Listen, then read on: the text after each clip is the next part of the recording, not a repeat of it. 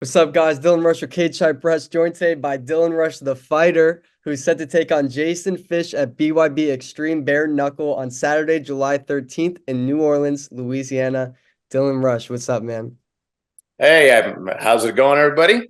It's my first official pro fight in 13 years, so I'm excited.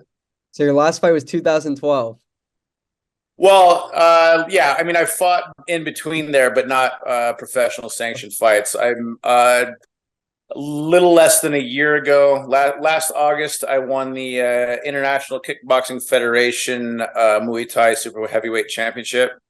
And then I don't even remember how long ago now, probably 5 years ago is the last time I defended my belt for the Hawaii Tough Man Championship. I'm current super heavyweight champion of Hawaii Tough Man. Wow. Wow. That's amazing, So, man. Before we get into all yes, this stuff, I want to ask you real quick, just Dylan Rush, have you ever met another Dylan Rush, or is this the first time? this is the first time I've ever met a Dylan Rush. It's crazy, right? Wait, what's your background? You mean like as in Like my ethnic, ethnicity? like ethnic, yeah, ethnic background. I'm just I did a 23andMe once, and it was 96% Northern European. So Okay, so all right.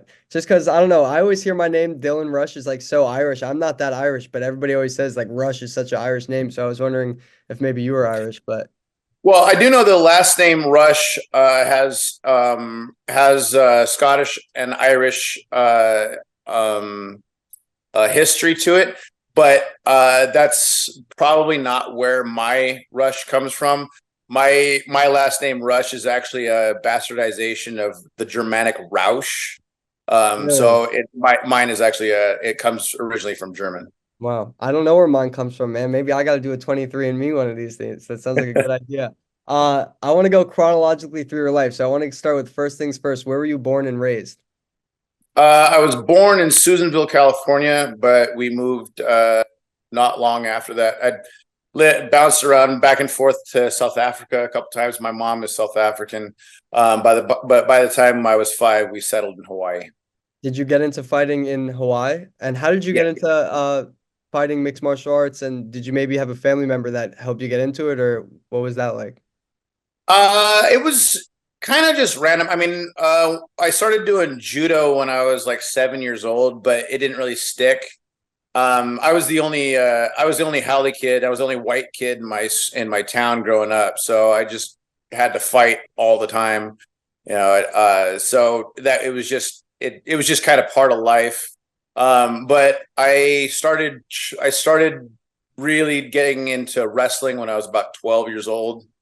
And I never stopped. I was 3 times state champion in wrestling, but I was also state champion in judo. So I was doing that, and then I played football in college for 2 years, but I hated it, so I ended up transferring, and I finished as a wrestler in college. Did you play at UCLA? Yes, Defensive line and fullback.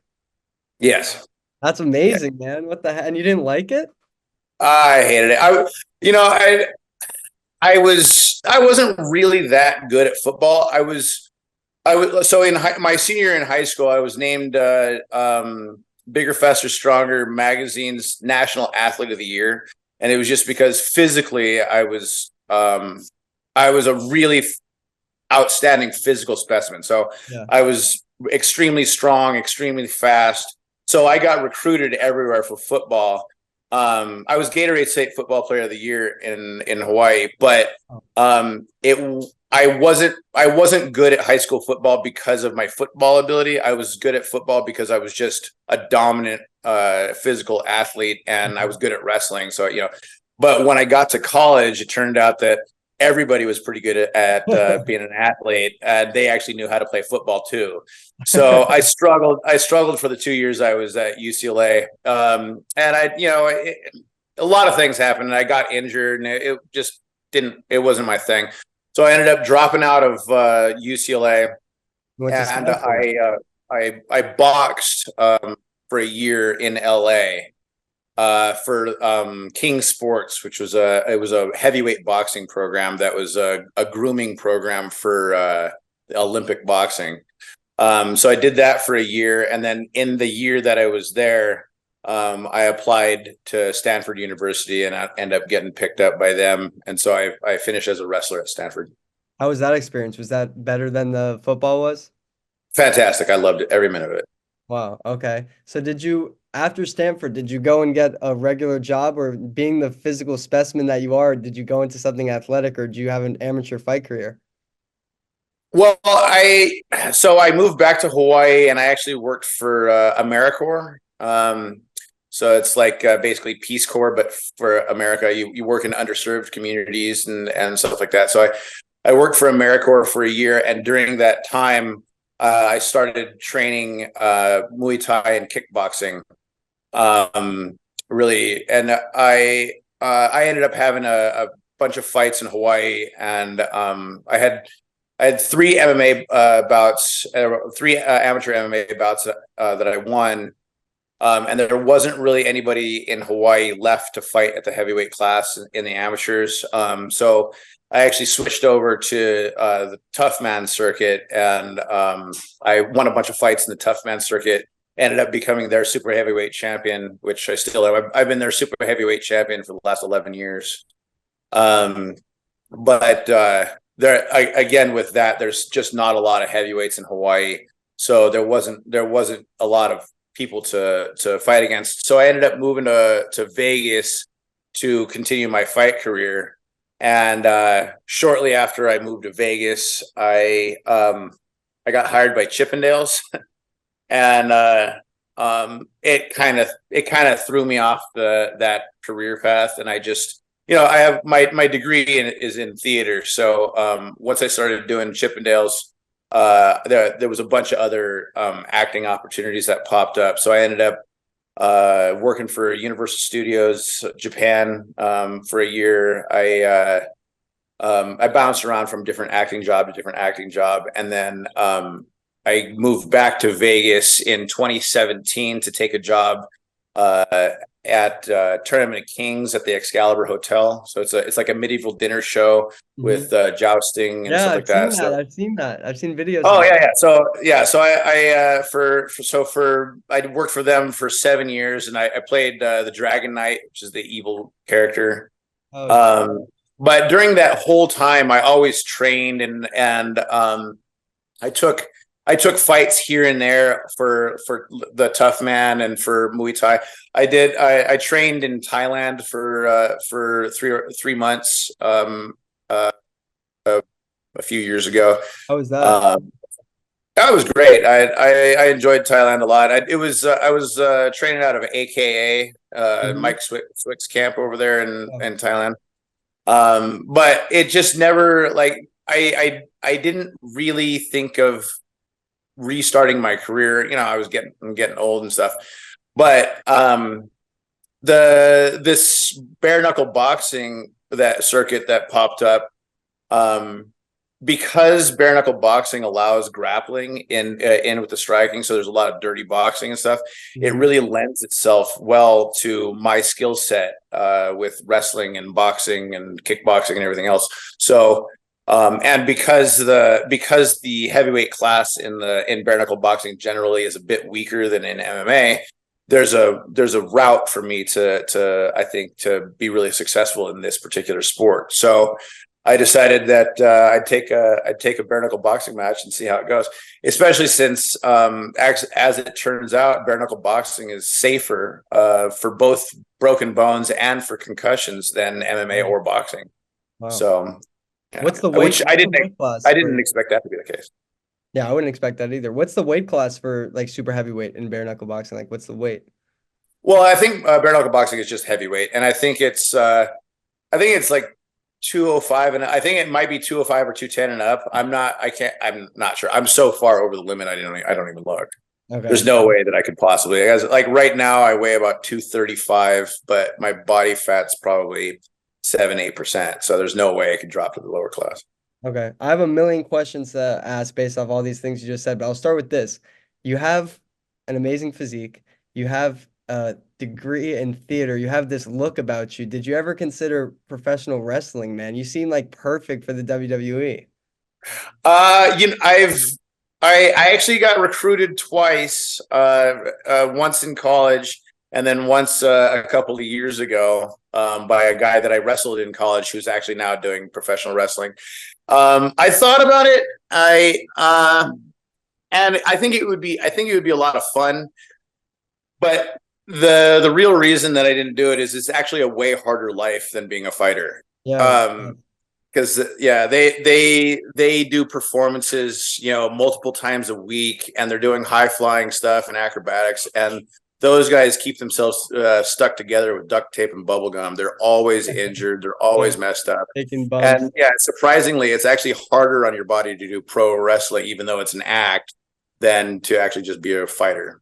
It's crazy because I never heard anyone say that, and I'm in Connecticut right now at this professional. It's called the Professional Fighters League (PFL), and this heavyweight Lynn Vassell. He was talking today about how he was like looking to get into WWE when he was younger, but he was like it's too much, like too physically harmful, and he was getting some looks like you're a mixed martial artist. You guys are like elbowing each other, beating the shit out of each other in a cage. But like he explained, like taking those bumps over and over, doing multiple shows a week all over the country, no off days and getting hit in the same spot in your head like over and over again, it's actually worse for your brain and worse for your like physical health than fighting.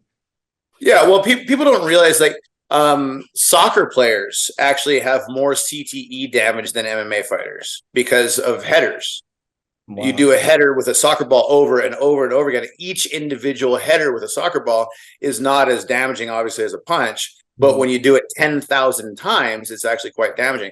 That's the reason that bare knuckle boxing and MMA are both safer for your brain than gloved boxing, because in gloved boxing you take 3, 4, 5 times as many punches to the head.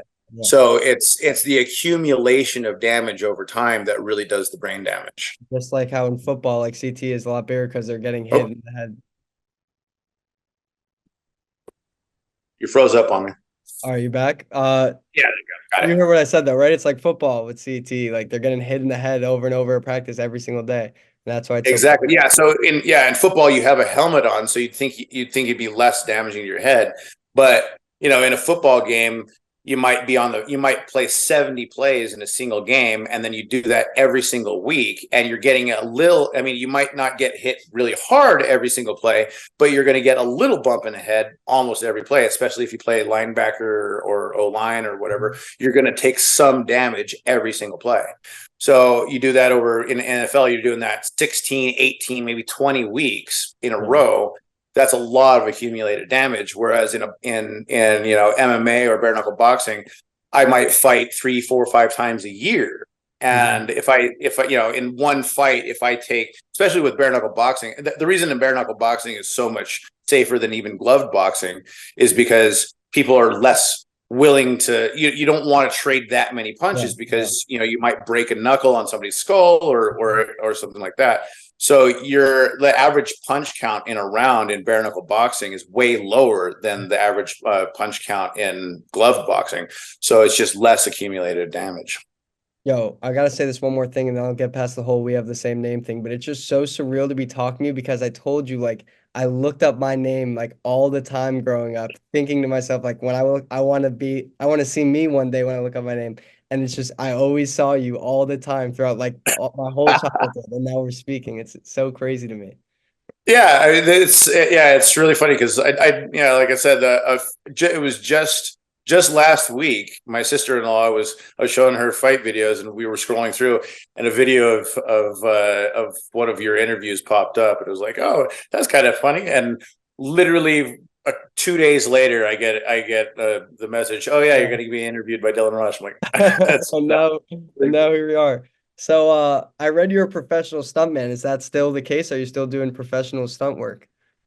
Yeah, well, that was part. So my job in Japan was I played Terminator, and that was a stunt show, a live stunt show. And then for the last 7 years, the show at Tournament of Kings is a stunt show as well. So we ride horses and sword fight and do acrobatic kind of stuff in that show. So yeah, I've been doing that for a while, but I recently had a injury to my hip that makes riding a horse difficult. So actually, technically, I'm technically I'm unemployed for the moment, but if I ever get if I ever get another opportunity to do stunt work, I'm definitely open to it.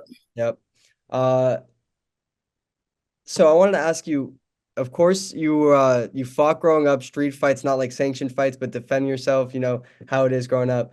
And then you went and played football, you wrestled in college, but being the specimen that you are and being the physical guy that you are, did you always feel like, did part of you always feel like you'd end up becoming a fighter, or is it something that you just kind of fell into? Oh yeah, no, I really I'd say my freshman and sophomore year in college, I always kind of like, it was kind of a fantasy even before that, like when I was in high school. But my freshman or sophomore year in college, I really decided that that's what I was going to do with my life. It's just I just got into, basically when I got hired by Chippendales here in Vegas, I kind of lost my way a bit, and I just started getting in with a crowd that was a little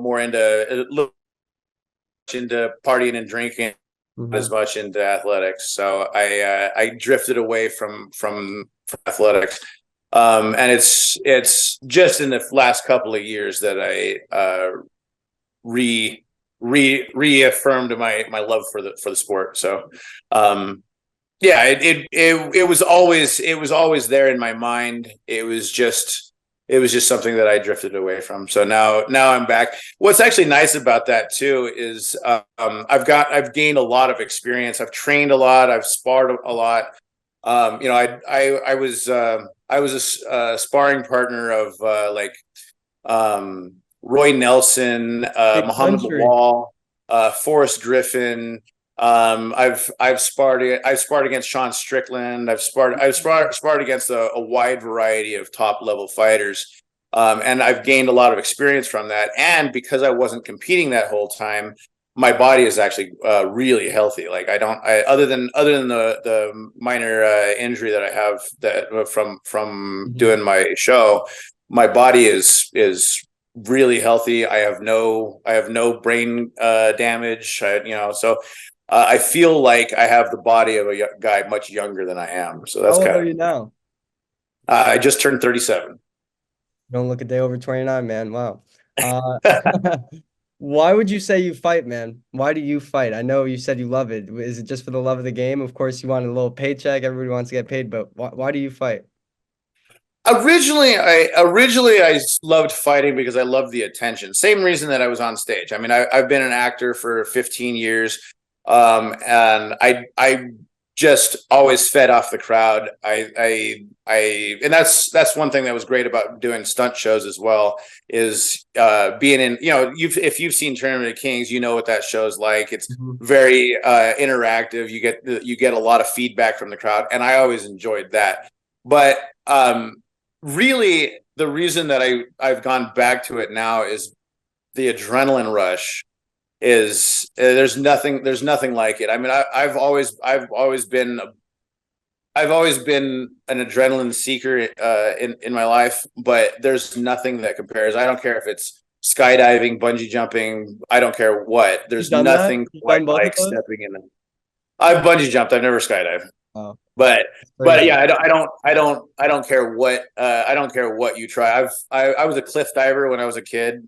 That was like I grew up about 3 or 4 miles from one of the big cliff diving spots in Hawaii, and I would go down there every well, my senior year, I missed more school than I made because I was going down there every day. But um, so that's just always something that I was always looking for. I always was looking for that little bit of adrenaline, and that's that's part of why I love sports as well. Is every sport. I don't even care if it's bowling. Like if you're doing a sport and you're really serious about competition, you will get an adrenaline jump from doing a sport.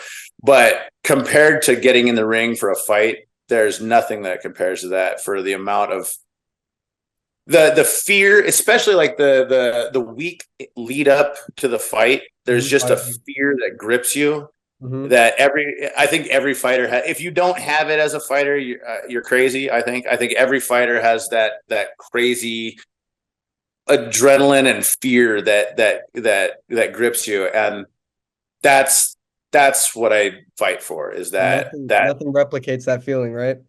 yeah. So, and then with this particular sport, getting in the ring without any gloves on, this is a little, it's going to be different. Yep. Yeah. So, But you yeah, don't and train everybody that I've talked to that's done bare knuckle boxing has said, yeah, you don't even know, like the adrenaline is different in this sport, and I totally believe that. So, you don't train with no gloves though, right? You train with gloves, but then when you get in there, no, it's no gloves. well, I mean, I train with no gloves on like heavy bag and stuff like that. Mhm. I do all that, but yeah, obviously I don't spar with no Yeah, gloves. yeah. Okay. Damn, bro, you're a way cooler Dylan Rush than me, bro. Bungee jumping, fucking bare knuckle fighting, Chippendales, like it's crazy. You were skipping school in senior year of high school to cliff dive, and I was freaking skipping school to play video games at home. It's insane. Uh, how satisfied are you with your career so far and what you've accomplished so far in all and everything, and not just fighting and everything? Um, it's been a wild ride. I've gotten to do a lot of really cool things. I've traveled the world. I've acted and performed in 60 different countries. Wow. I've gotten to fight all over the world. I've it's been a really cool ride. But actually, do you know who James Thompson is? James Colossus Thompson. He fought in Pride back in the The name sounds familiar. 90s. I was thinking that's an old fighter. Yeah, yeah. James, I actually one of my very first jobs through fighting was to go to England to train him for a fight against Bobby Lashley in India. No And way. What the hell? Bobby yeah, Lashley? That's yeah. So, crazy. he actually flew me out for 3 months to go live in Bristol in England to teach him how to wrestle to beat Bobby Lashley, and he actually did did exactly the stuff that we worked on You beat to, him? and he beat Bobby Lashley in that fight. No way. Yeah, and so that was like my first taste of getting to travel and fight through that. And so even though I haven't, nobody knows my name, I haven't made a name for myself in the sport. I've still gotten to do some really awesome things Yeah. in the sport, and I've had a lot of really great experiences. So yeah, I mean, I'm happy with what I've done so far, but with this sport, with bare knuckle boxing, I think there's an opportunity for me to I think there's an opportunity for me to really make a mark on this sport. So it's I'm excited about my prospects for this sport. It sounds like a really good opportunity, man. And fame schmame, you've traveled and freaking performed in 60 different countries in the world. Like that sounds amazing. That must be one of the cooler parts, I feel like, of this line of work, not just fighting, but just like as an entertainer in these different industries, getting to Yeah. travel and see all these different places. It must be awesome. Yeah, it was great. It's been a great ride so far. So hopefully Fighting, hopefully it only goes better from here. hmm Fighting specifically, what's the greatest lesson you've learned about yourself through fighting? Ooh, that's a good question. Um, that I'm tougher than I thought I was. No, I mean it really it fighting challenges you in so many different ways that I mean I'm so much more confident as a person because of fighting, because I don't get nervous with confrontation. I always know that no matter what happens to me, I can persevere and get through it. I've taken punches from top fighters in the world. I fought for the championship, for the Hawaii Tough Man Championship. I fought and beat Deutsch Pu'u, who he was Olympic. He was an Olympic boxer. He was U.S. military.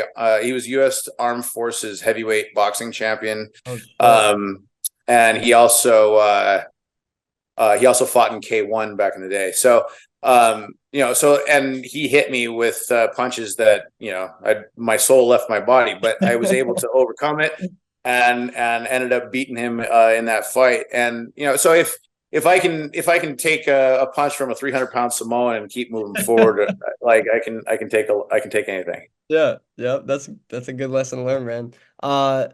Moving forward, let's do I don't know if you believe in manifestation, man, but let's manifest a little bit. Moving forward, what are you hoping to achieve in this sport, this new opportunity, bare knuckle boxing? So maybe we could come back to this a few months, a year, 2 years down the line and say, wow, you did what you set out to do. What are you looking to achieve in this sport?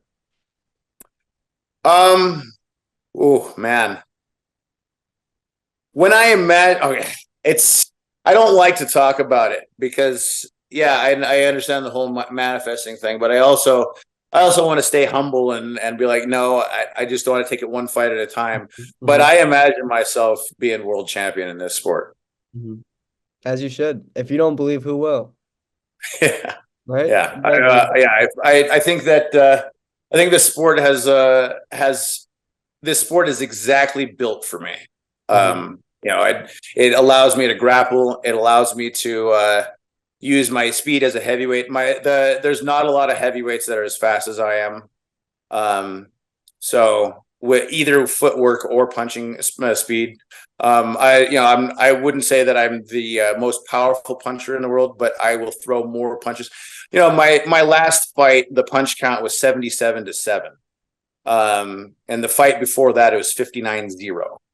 Um, so I hit a lot more than I get hit. mhm. And I pour punches on. So each individual punch might not be the most devastating punch ever, but the number of punches, and especially in a sport like bare knuckle boxing, where you don't actually have to hit somebody that hard to put them Mhm. down. Like you hit Punch out. somebody.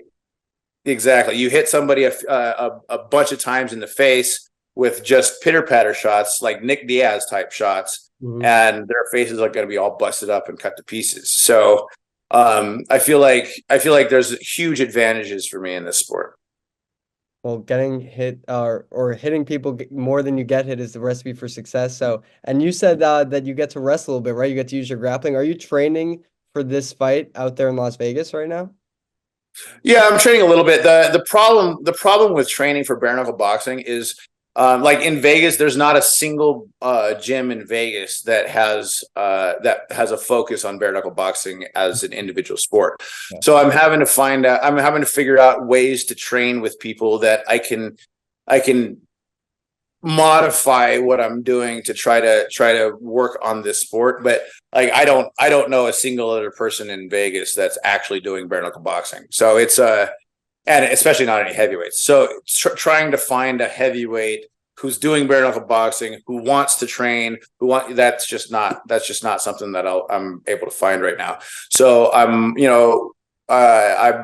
just the other day I was over at Extreme Couture, sparring with some of those guys, trying to work on different stuff. But right now I'm just kind of having to cobble together a few different style forms. So like I'll do boxing where I'll try to use my range to practice on range for bare knuckle boxing, and then I'll do some MMA training where it's just inside dirty boxing for MMA.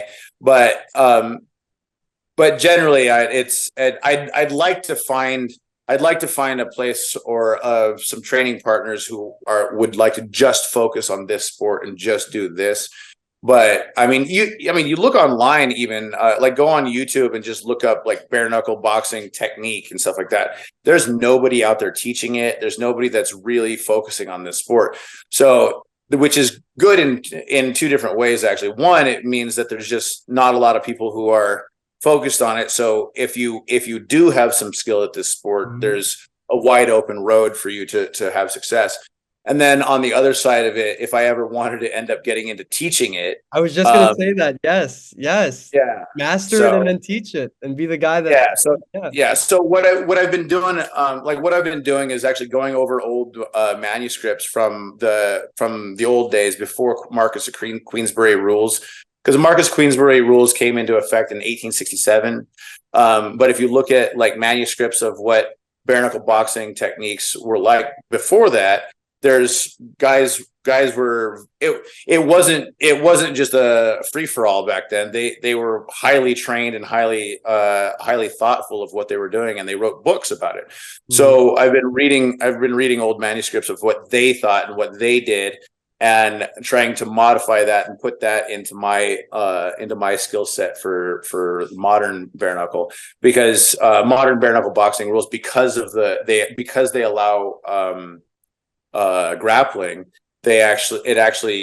uh those techniques from back then actually lend themselves well to this, because like most guys that as far as they go with the technique, they go, oh, you can just do a plum clinch with one hand and uppercut, and it's like, yeah, okay, but there's a lot more that you can do with grappling techniques to try to use grappling to set up punches.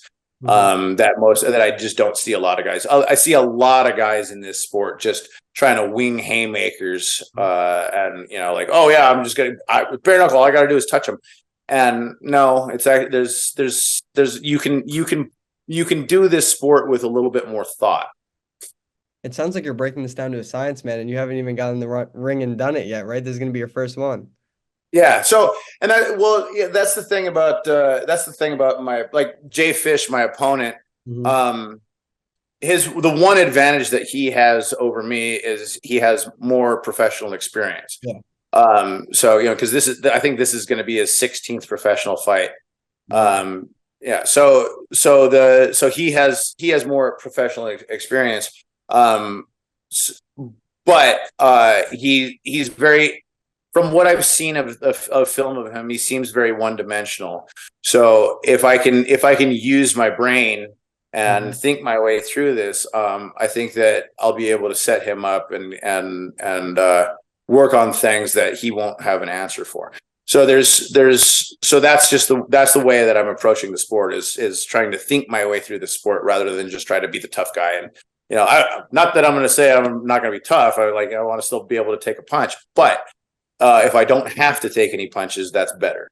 But guess what? Out of those 16 guys he's fought in those 16 professional fights, how many of them are reading the stuff before 1867 and going back to these texts and breaking? I don't think anyone's like breaking it down like this, man. It sounds like you're coming up with a new way to do it, a dynamic way, and it definitely it can pay off in a big way. Yeah, I hope so. Mhm. So what I was gonna ask you your stylistic matchup with him. When you say he's one dimensional, is it more like, is he one of those guys that's just throwing a lot of haymakers and trying to just land a big punch? He's a tough guy.